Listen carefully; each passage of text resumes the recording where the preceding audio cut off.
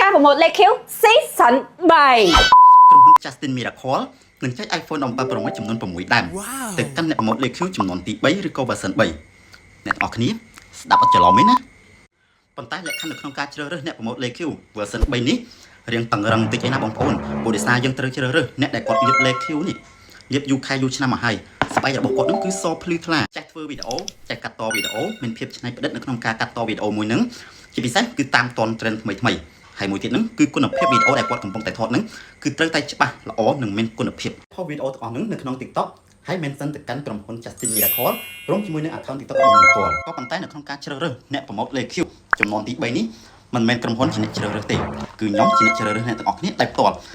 iPhone 17ហ្នឹងណាបានមែនតែមេធីមលើកនេះណាដែលហើយកូនក្រុមដើម្បីបាន iPhone ហ្នឹងណាគឺជាអ្នកប្រម៉ូទលេខ Q Season 1និង Season 2ហើយនេះគឺជា account ពួកគាត់ទាំងអស់ហើយអ្នកទាំងអស់គ្នាមានឱកាសត្រឹមតែមួយខែទេនៅក្នុងការប្រកួតប្រជែងជាមួយនឹងធីមដទៃទៀតដោយក្រុមហ៊ុនគាត់នឹងធ្វើការប្រកួតប្រជែងរៀងរាល់សប្តាហ៍ម្ដងដោយក្នុងមួយសប្តាហ៍ហ្នឹងគាត់នឹងត្រូវចែក iPhone 17 Pro Max នេះចំនួន2ដើម